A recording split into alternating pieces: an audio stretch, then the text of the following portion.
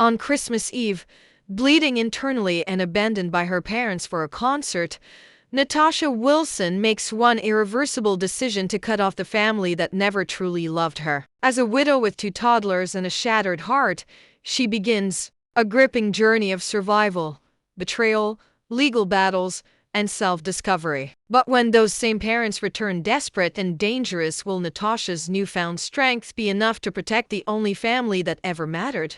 The beeping of the heart monitor was steady, indifferent, almost mocking. It was Christmas Eve, yet the sterile white walls of the Las Vegas Medical Center gave no hint of festivity. Natasha Wilson, 33 years old, stared blankly at her phone as the call ended, her mother's harsh voice still echoing in her ears. "Don't you dare ask us to cancel our plans again. We've had these Elton John tickets for months."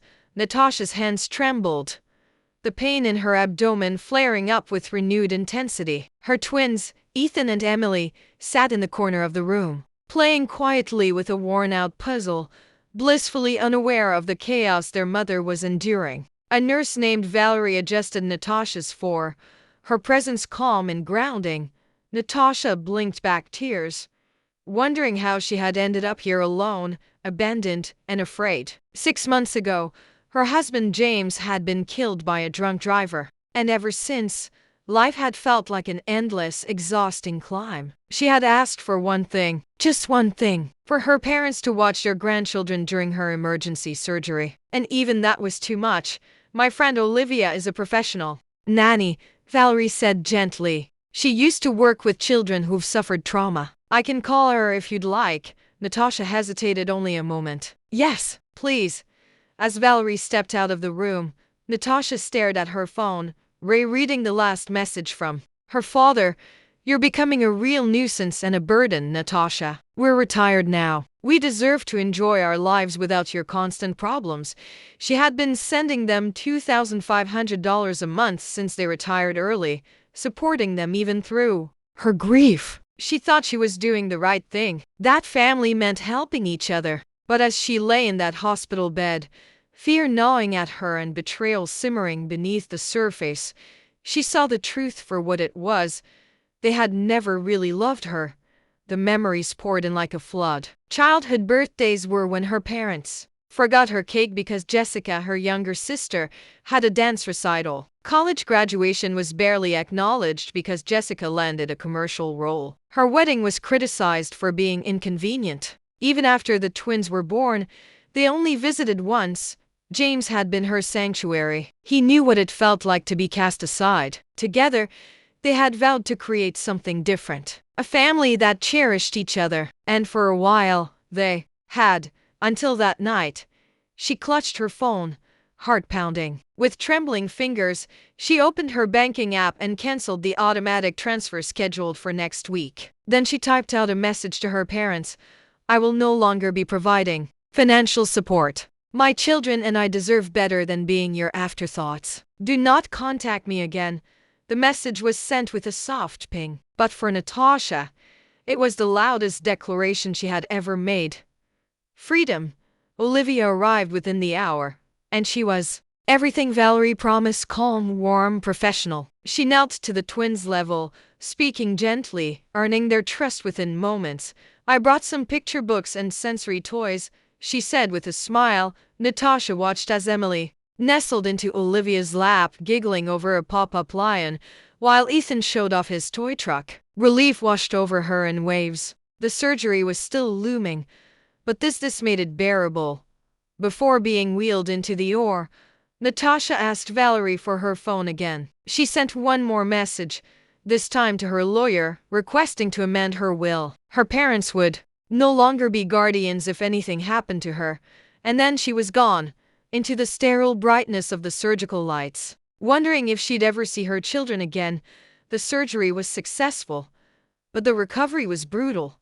Natasha drifted in and out of consciousness for the first 2 days. Olivia never left the twins, keeping them close in the hospital room by day and taking them to Natasha's apartment at night. Valerie checked in frequently, her face a comfort in the haze of pain and medication. By day 3, Natasha was lucid enough to notice the blinking screen of her phone, 27 missed calls, Her parents, Jessica, even her aunt. She hesitated, then opened the messages. Her mother's tone shifted quickly from concern to outrage. You can't just cut us off like this. We've planned a cruise next month, and the tickets are non-refundable.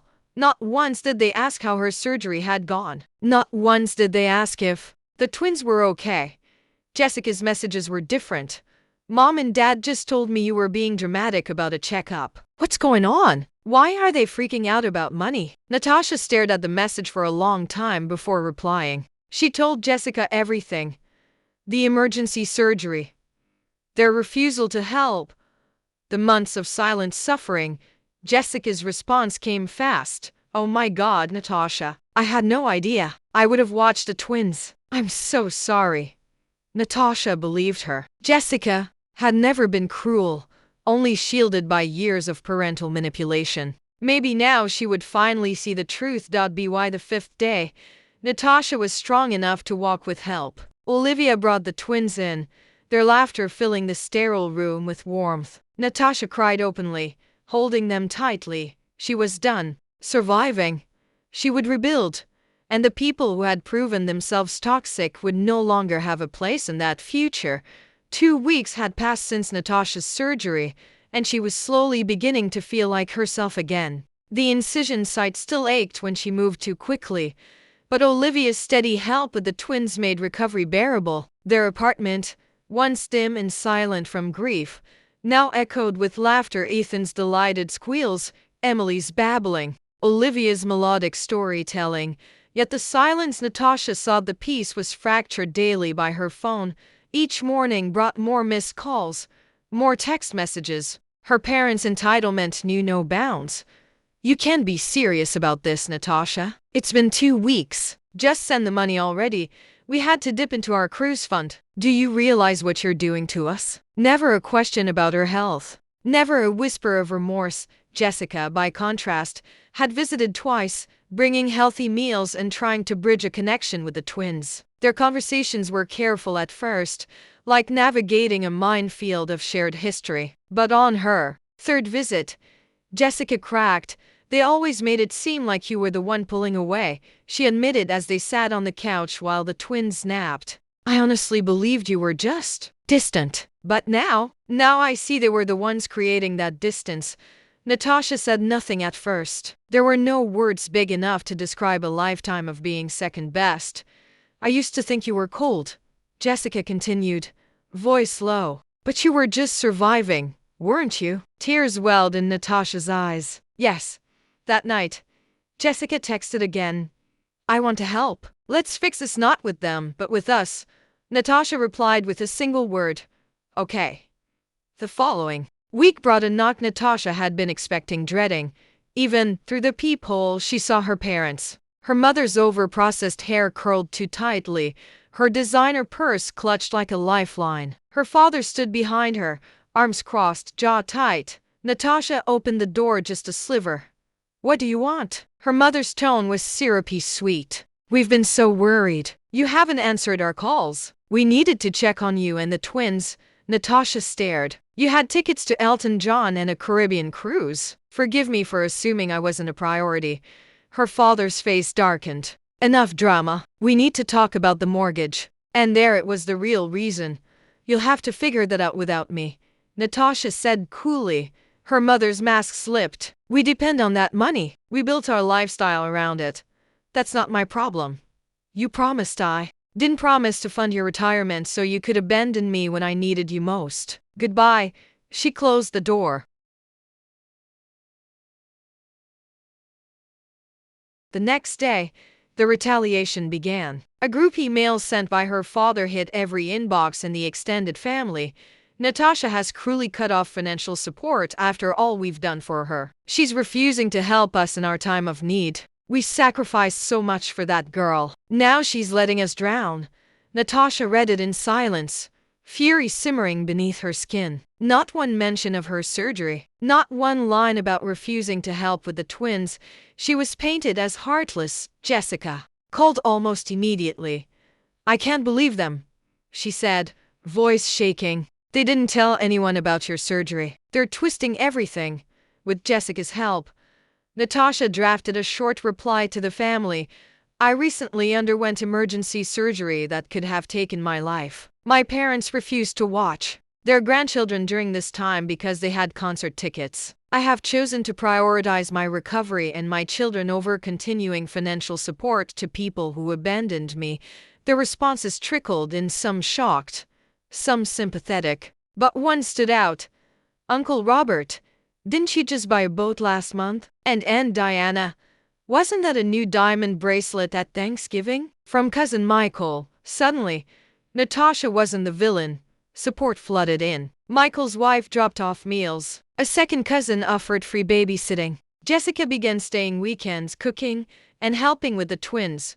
Most importantly, Valerie from the hospital introduced Natasha to a virtual support group for young widowed parents. It was there she met Diana.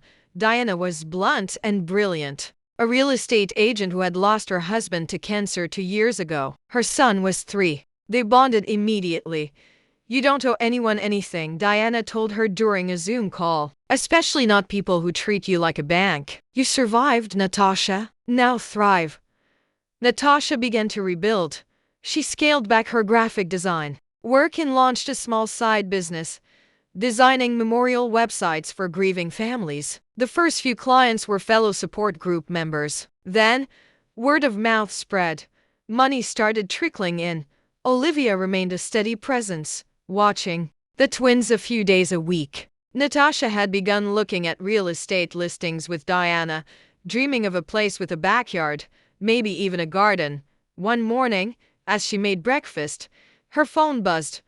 Jessica, they got a foreclosure notice, she said. They're in full panic. Dad says they need $144,000 to avoid losing the house. Natasha paused. What about their savings? Gone. Boat. Timeshare. Some investment scam.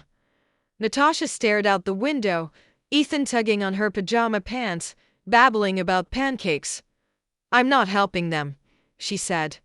I didn't think you would, Jessica replied. I just thought you should know. That evening, her parents appeared again. This time, they brought spreadsheets. We need $144,000 to get current, her father said. Natasha led them in, not out of compassion, but curiosity. What about the boat? She asked. We take a loss, her father muttered. The timeshare. Market's bad, her mother said. You lived beyond your means, Natasha said. You expected me to cover the difference. That ends now, her father snapped. It's the least you could do. Natasha's voice dropped low. You refused to help during my emergency surgery. You abandoned your grandchildren, and now you want a bailout? Emily wandered in, clutching a stuffed giraffe. Her mother reached out. Emily recoiled. They don't know you, Natasha said simply. You've seen them, 3 times? That was your choice. We're your parents, her mother pleaded. And I'm a mother, Natasha replied. And I will never treat my children the way you treated me. She stood and opened the door. Please leave. They hesitated. Natasha didn't. She shut the door. 3 months had passed since Natasha's surgery. Her body had healed mostly. The emotional wounds, though, they were still tender, still aching, but healing too. The apartment had changed. The air felt lighter. Olivia had redecorated the twins' bedroom, filling it with stars and pastel rainbows. Natasha had finally taken down the blackout curtains James had insisted on. Light poured in through the windows again. It felt like hope, but hope didn't mean peace. Her parents had not gone quietly. Even after being told, clearly and repeatedly, that the financial support was over, they continued their campaign of guilt. When calls and texts failed, they turned to extended family. When the family stopped responding, they showed up in person. That's when Natasha contacted a lawyer. A restraining order seemed extreme, but a cease and desist letter was T.it arrived at her parents' doorstep via courier, signed and sealed. The silence that followed was blessed. In its place, a different kind of communication grew, one that mattered. Jessica had become a regular presence in Natasha's life. She visited every weekend, helping with groceries, meals, the twins, anything and everything. I wish I'd seen all of this sooner, she confessed one evening while washing dishes. I let them warp my view of you for so long. Natasha smiled faintly. We were both trying to survive. You just had the illusion of their approval. I had the reality, Jessica chuckled. Harsh but accurate.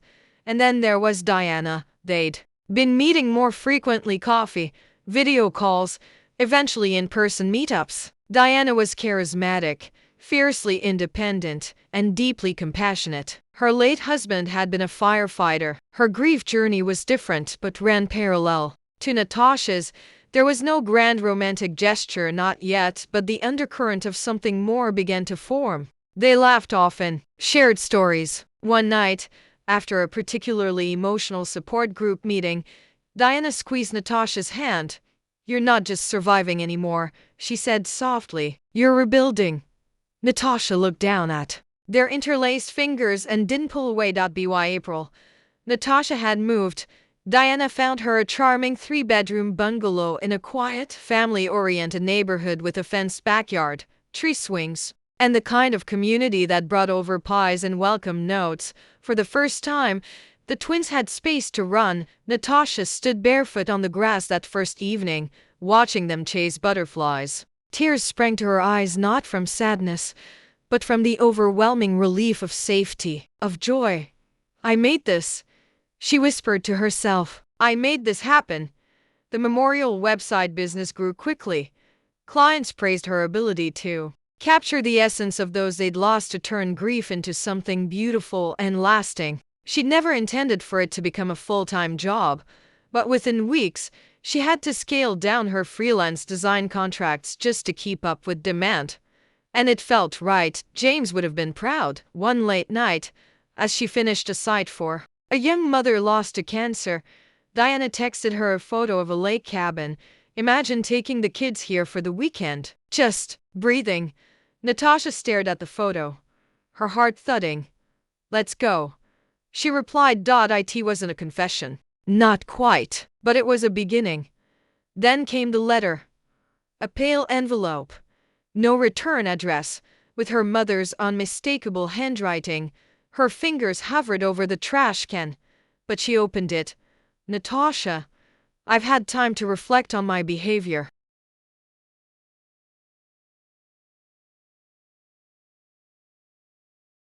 Watching you build a life without our help has forced me to confront painful truths about myself. I was jealous of your independence. I wanted to be needed, but only in ways I understood. I failed you. I won't ask for money. I won't ask for forgiveness. I only ask you to read this and believe it's sincere. Your father is attending therapy. So am I. We've sold the boat, the timeshare. We're trying to live within our means for the first time in years. I see now what we lost. Love." Mom Natasha sat in silence. She showed Jessica. "They've been talking about writing that letter for weeks," Jessica said. "But I think they were scared. And Dad's heart scare last month, it shook him. They're changing that." But was it enough? Natasha didn't respond to the letter. Not yet. But she thought about it. Summer arrived. The twins turned 3. Jessica hosted a backyard party, complete with a bubble machine, water balloons, and a princess cake. Olivia came. Valerie stopped by with her kids. Even Diana's son, Caleb, joined, instantly bonding with Ethan over toy trucks.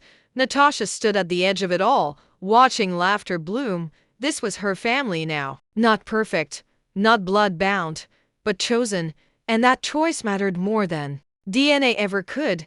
Later that evening, as guests drifted home, Diana lingered. "I think this is the happiest I've seen you," she said softly. "I think you're right," Natasha replied. A pause. Diana stepped closer. "Do you want to go on a real date? Just us?" Natasha's smile spread slowly like dawn. "Yes." They stood there, hand in hand, while the twins chased fireflies. The past was not erased. Her parents' betrayal would always linger like a scar. But Natasha had stopped bleeding. She had stitched herself back together. With love, with boundaries, with courage, and she wasn't done yet. The end of summer arrived with golden leaves and a sense of closure hanging in the air. Natasha's life had transformed into something almost unrecognizable from the woman who'd once sat alone in a hospital bed, trembling with betrayal. The woman she saw in the mirror, now tired, yes, but stronger, clearer. She had earned every piece of peace she felt. Her mornings began with Ethan tugging at her robe and Emily demanding cereal with a chorus of giggles. Her days were filled with memorial site commissions, Zoom meetings with clients, and trips to the park. Her evenings were a mixture of storybooks, dinner splatters, and the occasional glass of wine shared with Diana on the porch. That porch, a symbol of everything reclaimed. The first supervised visit came in early September. Jessica had helped arrange it. Natasha insisted on a public park. No gifts, no hugs without consent, and absolutely no unsupervised interaction. Her parents, to their credit, accepted all terms. Natasha's heart clenched as she watched her mother awkwardly wave to the twins from a park bench. Her father sat beside her, noticeably thinner, quieter. Emily clung to Natasha's leg. Ethan peered at them from behind a tree. "Hi, Emily." Her mother tried again. "Grandma brought some bubbles. Would you like to try?" Emily looked up at Natasha. Natasha nodded. "If you want to, sweetheart. I'll be right here." Slowly, cautiously, Emily stepped forward. Natasha stayed rooted, every maternal instinct flaring. But the bubbles floated harmlessly into the sky, and Emily laughed. Small, tentative, but real. They did not pretend to be a family. Natasha treated the visits like an open audition, one her parents would have to pass through. Consistent, respectful behavior over time. The twins remained shy. Natasha remained guarded, but her parents, perhaps changed by the loss of their house and social circle, did not push. "We're attending therapy weekly," her mother offered one day as Natasha packed juice boxes. "Good," Natasha replied, without looking up. "Your father volunteers at the food bank now, helps unload trucks."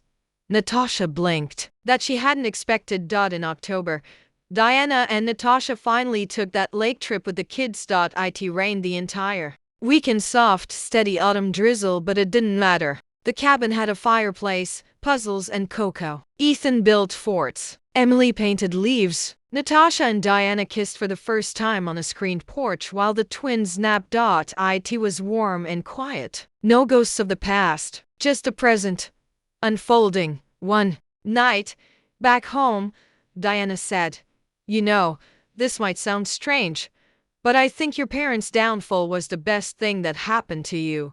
Natasha considered it. "Yes," she said finally, "because it taught me I was worth more than being someone's backup plan." In November, Natasha received an unexpected package, a manila folder with her name on it, stamped from the county courthouse. She opened it slowly. Inside was a petition. Her parents were attempting to sue for grandparent visitation rights, unsupervised. The ground shifted beneath her. Jessica came over within the hour. "I had no idea," she swore. "They didn't tell me. They've been quiet. I thought they were waiting," Natasha said coldly, "to see if I'd let my guard down." "What are you going to do?" Natasha stood, spine straight. "I'm going to fight." She hired a lawyer, pulled together documents, medical records, financial records, copies of texts, emails, and statements from Valerie, Olivia, and Diana. Jessica wrote a detailed affidavit about their parents' past neglect and manipulation. Her case was airtight. At the first court hearing, her parents appeared flustered, diminished. Her father fidgeted. Her mother avoided Natasha's eyes. The judge, a woman with sharp eyes and a clipped tone, read through the file and looked up. "Miss Wilson, given the evidence presented and the lack of consistent, healthy involvement in your children's lives, I see no basis for granting this petition. Your parental rights and decisions will not be overruled." Natasha didn't cry. She didn't flinch. She simply nodded, took her twins' hands, and walked out of that courtroom into the sun. After that, her parents finally disappeared. And no more calls, no more letters, nothing. Natasha wasn't relieved. She wasn't even sad. She was free. Christmas came again full circle. This time, Natasha hosted. Jessica brought pies. Olivia dressed up as an elf for the twins. Diana wore a ridiculous reindeer sweater. Caleb and Ethan built train tracks under the tree. Natasha stood at the kitchen island, slicing ham, smiling. I never thought I'd feel this again, she told Diana. Diana kissed her cheek. You didn't find it, Nat? You built it. Natasha looked out the window at the snow beginning to fall. The past would always exist, but it no longer defined her. She had rewritten the ending. Not as a daughter trying to earn love, but as a mother, a partner, a woman. I choose it.